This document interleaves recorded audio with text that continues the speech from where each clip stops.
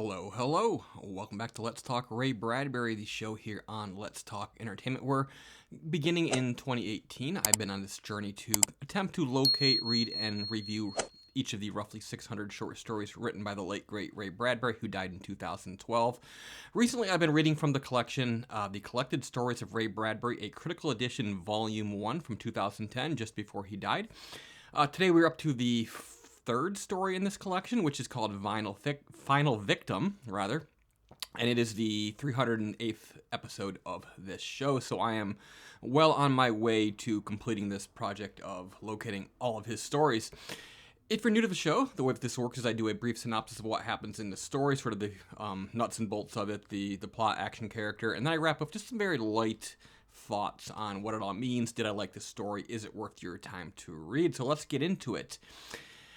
Final Victim. On an asteroid, a man who we later learned to be Arnold Miller is chased onto a cliff and shot in the face by a patrol officer named Jim Skeel. He then dies.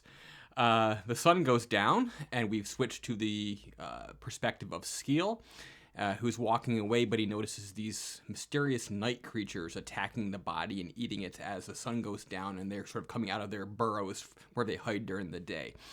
The point of view changes again. We're in the office of Skeel's superior, who is Anders, and Anders is reaming him out just like you would in any good noir or police drama.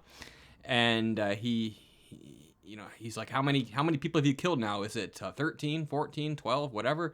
Apparently he has this bad habit of bringing his victims or his quarry back dead, if at all. Even when they're not supposed to be death sentences. He claims, they're accidents. I haven't killed anyone, but nobody's really believing this. Nobody's believing his story, which is that Miller fell off a cliff.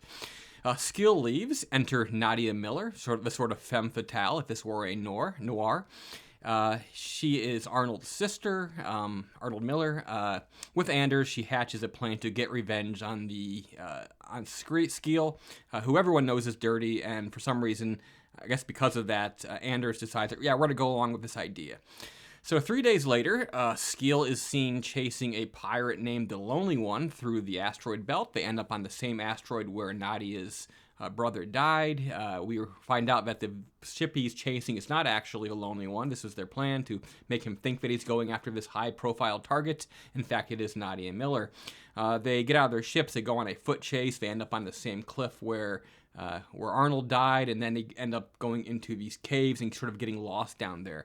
Interestingly enough, they notice these strange creatures that are sort of stuck to the walls into all these places, and they light up. These little disc-shaped creatures that light up, which is very convenient because they're going to need these in a few minutes.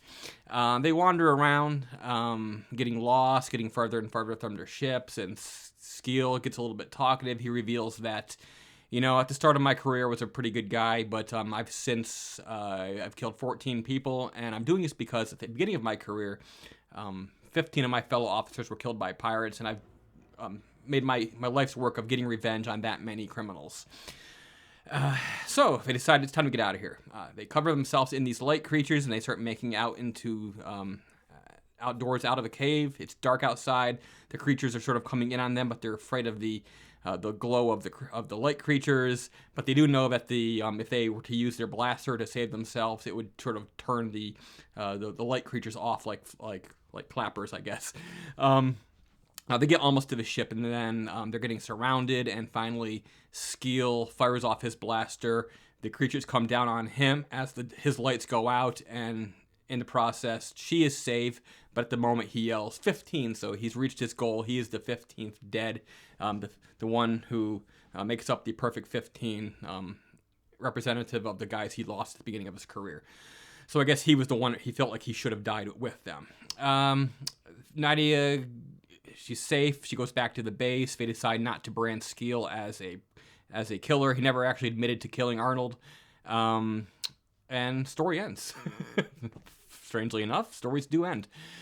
All right, then. On one hand, this is probably the most amateur Bradbury has ever sounded.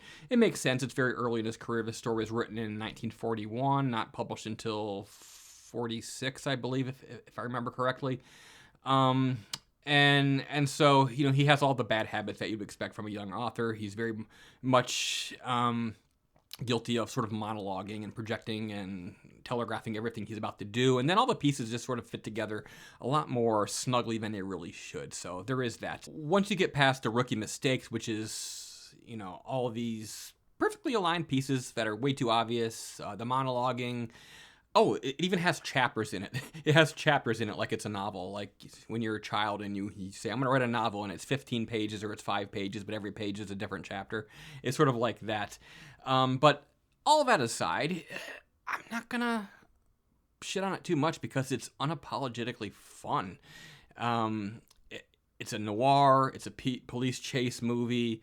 It's a space opera. A little bit of Star Wars in there, chasing pirates and that type of shit. One of these people could just as easily be Boba Fett, I suppose. Boba Fett. So there's all kinds of fun in it. This is, I would say, a young person at that stage in their career, sort of learning the ropes, doing their best, and he becomes a much better writer at a later date. But it is unabashedly fun as well, and I like that because it sort of takes you back to a time like when you're writing and you don't know how much you don't know, and so it's just fun all the time, and you're not worried about the trouble of is this good? Am I good enough or any of that? And maybe you are, but you submit it and it gets published eventually. And if this did get published, maybe it shouldn't have been published. Maybe it should have remained in the dustbin of history and to be forgotten. But I found it. I'm remembering it, and I probably won't read it again. But it was a good time. Final Victim from what year was it? Published or written 1941, published 1946. I thought so. All right, then. Thank you for watching. I'll be back hopefully sooner than later. I didn't mean to go 2 weeks between reviews. Next time is The Piper, also written in 1941 but published in 43, and that'll be our 309th review here on Let's Talk Ray Bradbury. Thank you, and try to stay cool. Weekend is almost here. It's very, very hot here on the East Coast, calling for severe thunderstorms this afternoon. Not looking forward to that, but I'm going to try and stay cool. Maybe read another story, and I'll talk to you about that very, very shortly. So see you later.